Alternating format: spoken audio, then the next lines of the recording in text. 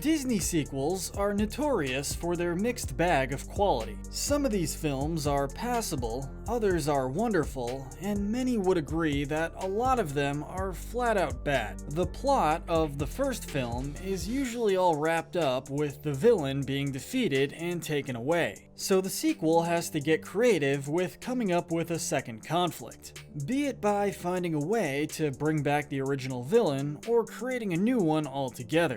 With this list, we'll be looking at the latter. So first, let's set some ground rules. Each character must be a sequel-exclusive villain. If the villain was in the original movie, they don't count. However, if there is a duo of villains with one of them being a sequel-exclusive villain, then we'll just focus on that villain alone. Also, no Pixar sequel villains. With that out of the way, let's begin. I'm Kyle with Wicked Binge, and this is Disney sequel villains evil to most evil. I believe she's gone to the boiler room. We'll be starting off with the least evil and working our way down to the most depraved, terrible sequel villains. Starting off the list, we have the villain of the sequel to 101 Dalmatians, Little Lightning. In Patch's London adventure, Cruella de Vil is back as the villain alongside her henchmen. They're old villains, and there is a new one here, so we're just focusing on him. As the sidekick to Thunderbolt in the Thunderbolt Adventure Hour, he's more interested in upstaging him and getting a show, after being sick of constantly being belittled and abused by him. Sorry, little buddy, but these ladies aren't interested in the sidekick. Now, to give him some credit, he certainly does have some reason to antagonize Thunderbolt, being belittled by him and treated as second best for so long. Not only that, but when it looks like he may have killed Thunderbolt, he does look genuinely shocked and saddened before being taken away. Despite this moment of humanity, or dogmanity, he is still more than happy to trick Thunderbolt into running away and tricking the director of the show to rebrand it after himself, even going as far as to lock Thunderbolt and Patch up after they returned and put his chances of getting his own show in jeopardy. I gotta go take your place on the show. While there are certainly worse dogs out there, he's definitely not the nicest dog in the pack. Up next, we have the college student, Bradley Uppercrust III, of an extremely goofy movie. As a college student, there really isn't that much that he can do in terms of evil misdeeds. He's the leader of the Gamma Mu Mu fraternity, as well as the leader of a sports team. Be ready to wipe the dirt off my shoes, freshman. Despite being the villain, he is able to give respect to those that he believes deserve it, like Max and Goofy themselves, sending them an invitation when he sees how skilled they are. He also isn't afraid to admit defeat, and accept the results when they aren't in his favor. That said, he certainly isn't perfect. We're gonna eat you alive, freshman. If he can't have Max, he'll just try to blind him and cheat his way to the top, either by buffing his own team or by trying to stop Max's team, even trapping Tank underneath a burning X. If it hadn't been for Max and Goofy, he probably wouldn't have survived, at least without any second-degree burns. That said, while he is doing his best to sabotage the other team, he is willing to fold when he realizes he is beat. It's me, the guy you let down. The third least evil of these dastardly beings is the Hunchback of Notre Dame sequel villain, Saroosh. Now, this movie is already regarded as one of, if not the worst Disney sequel of all time, and it's definitely not hard to see why. The tone is much more lighthearted and sillier than the original, and this shift is obvious in terms of villains. Hello. Ooh, lovely. Instead of the self-righteous Judge Frollo, who is lusting after a gypsy woman before deciding to burn her, raising Quasimodo out of self-restraint out of not killing him as a baby, this guy is much more nonsensical. He's a traveling circus ringmaster who steals stuff just out of greed. I love you, and you. He also has his own daughter that he raised to become a thief as well. He uses tactics that Frollo used, ranging from emotional abuse to blaming her when things go south. And where would you be without me?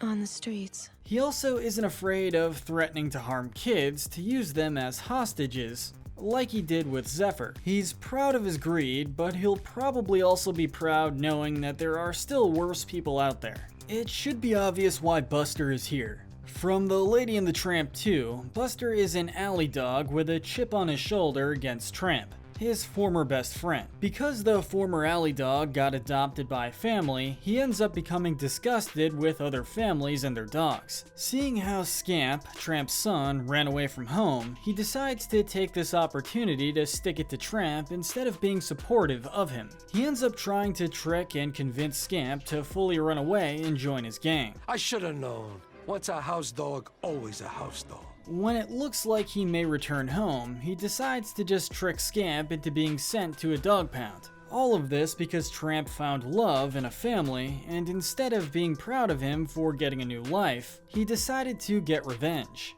Definitely a bitter character. Wait a minute, you really want a family? Our first Little Mermaid villain is Marina Del Rey. In comparison to the original film's Ursula, Marina does seem to at least be more interested in Ariel's plight, finding Triton's rule of banning all music to be too far. Plus, she really isn't interested in usurping Triton, and instead just wishes to serve him. They're all a handful. We should shave their heads. That said, she still isn't a nice lady by any means. She certainly doesn't have any trouble manipulating Ariel by using her love of music, even throwing her under the bus, telling Triton about the underground music club she found her at. She seems to value the chance to become and stay as Triton's attachee more than anything. Here to anticipate your every need. She isn't afraid of using brute force to get her way, be it by using her electric eels or banishing Ariel from the kingdom. She is so determined to keep her job that she is willing to kill Sebastian, Triton's original attachee. She may not be as crazy as Ursula or her crazy sister, but she is still pretty bad in her own right. Hurting is mean. We don't want to be mean, do we? Just before the halfway point, we have Maestro Forte, from Belle's Enchanted Christmas, sequel to Beauty and the Beast. Originally the Beast's organist and composer, he turned into a giant pipe organ during the same time the prince and the castle servants got transformed. Humanity is entirely overrated. Despite this transformation and the fact that the Beast is the cause of this, he still views him as his master and is happy to continue to play music for him. In fact, he's so in love with his form as a pipe organ, he doesn't want it to get undone. Of course, it could be better for him, considering that he is, bolted to the wall. I'm bolted to the wall! That said, his desire to please Beast is certainly unhealthy, as he is more than happy keeping Beast in his beast form, even if it means that he would eventually die. And when he realizes that Belle is trying to romance the Beast, he decides to hypnotize him into not falling in love. End your pain forever. He may be polite, but when he doesn't get his way, he's definitely quick to drop all pretenses. Smack dab in the middle of the list, we have Dr. Hamsterville. Now there's also Captain Gantu, but given how he was introduced in the original movie, he isn't being counted here. And while he was technically within the first movie, he doesn't have a voice in it. The only thing we see of him is his shadow, so we're counting him as a sequel villain. Don't just stand there. Bring me a phone book! As a gerbil hamster alien, or Jumba's former partner, he ends up ratting him out to the council to get him arrested, planning on stealing Jumba's experiments to take over the galaxy. That said, once he loses the aliens, he is rather incapable and has to rely on Gantu to catch the aliens for him. And throughout the series, he has been rather incapable. However, he isn't a complete fool, as the episode Skip of the Lilo and Stitch show gives us proof that he can be a legitimate threat when trying to take over the world. It is I who will laugh last. There's also the fact that he ended up with his own villainous Leroy army, evil copies of Stitch, making him even more dangerous than usual. That said, he isn't that much of a threat otherwise, and usually just insults his own lackeys and just hisses behind the sidelines. I kick your stinky oversized feet. All in all, he can be a dangerous threat if given the chance, but overall you should be fine up against him. Up next, we have the villain of Aladdin and the King of Thieves, Sellock. Unlike Aladdin's father, who is a thief but still has a code of ethics and care for his son, this guy completely lacks any honor. We'll leave the king to his plan. Before Aladdin's father came into the 40 Thieves, Sellock was able to just kill and harm innocent lives just to get rich quickly, which is already a pretty bad sign, and this only gets worse. He plans on usurping Qasim just so he can get back to the way things were before he got into power, and you can imagine just how bad that could be. Your time draws to a close, Qasim. He hates the idea of working under someone that he sees as a weakling, when in reality they just have a sense of morality. Even after seemingly dying by falling to his doom, he ends up surviving, even killing a shark and manipulating the 40 Thieves to force Aladdin and Qasim to lead him to the golden hand of Midas. In comparison to Jafar, one could argue that he was just as destructive and selfish, only interested in getting rich quick and hurting whoever gets in his way. The hand of Midas is mine! As a thief, there are very few who could match his vile actions. We now come to the more wicked of the Little Mermaid villains, and possibly the most vile, Morgana. When we first see her during the ceremony, Sebastian warns everyone that it's Ursula's crazy sister, apparently coming to enact revenge for what happened to her in the first movie. I didn't miss the cake and ice cream, did I? She lives up to the fear and title of being crazy by trying to have Melody, who was just a baby at the time mind you, get eaten by Undertow, a tiger shark. As if that wasn't bad enough, later on we find out that Morgana actually hated her sister, and that her wanting revenge was just an act, meaning she wanted to feed a baby to a shark just because she could. She'll be the perfect tool for Triton's undoing. That already ranks her worse than most villains on the list. And with acts like freezing Melody into a block of ice and laughing knowing that she'll soon be trapped under there as a human, things only get worse. She gets even more wicked by trying to trick and manipulate Melody into disobeying Triton and stealing his trident, convincing her that her own mother, Ariel, was the true villain. I'm sure she didn't mean to be cruel and deceitful. Ariel did lie to Melody and tried to forbid her from going out to sea to find out about her mermaid origins, which Morgana used to capitalize off of.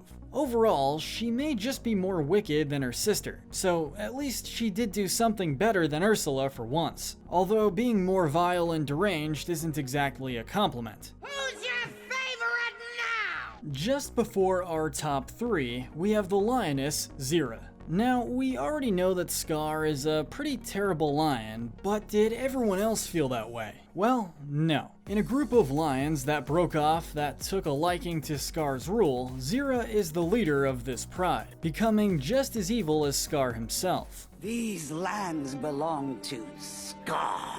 Leading her own pack, she does try to make sure they don't starve to death at least. However, given just how focused she is on getting the throne back at Pride Rock, she's only doing the bare minimum for it, and instead just wants her pride to destroy Simba's pride. Now, even if you can make an argument about this just being nature, Zira goes way overboard with her plan for vengeance. She emotionally manipulates her son and trains him to become her tool in killing Simba, telling him and the rest of her pride that Simba's pride was evil. Simba is the enemy. To be fair, she does at least seem to care for her son Nuka, being shocked and saddened by his death. But even then, she just focuses on blaming it on Kovu. She is more than happy to threaten to kill Vitani, her daughter, in front of the rest of her pride. You will die as well. It's no wonder why her pride deserted her. Her admiration for Scar and her dedication to him would lead anyone to become quite villainous, and Zira is more than proud to be as evil as she was. For our bronze medal of evil, we have our most recent Disney sequel villain, King Renard.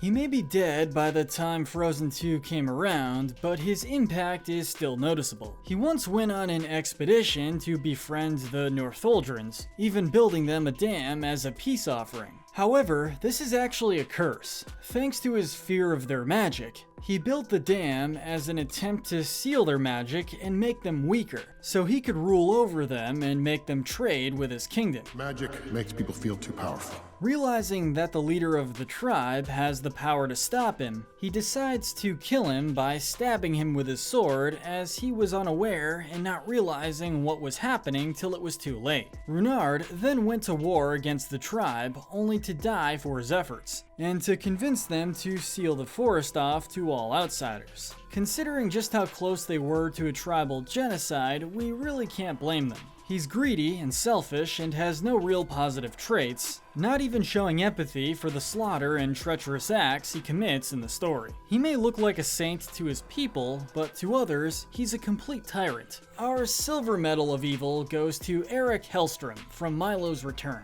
Now, while there are more villains in this movie, Hellstrom serves as the final and most powerful villain, so we're just counting him.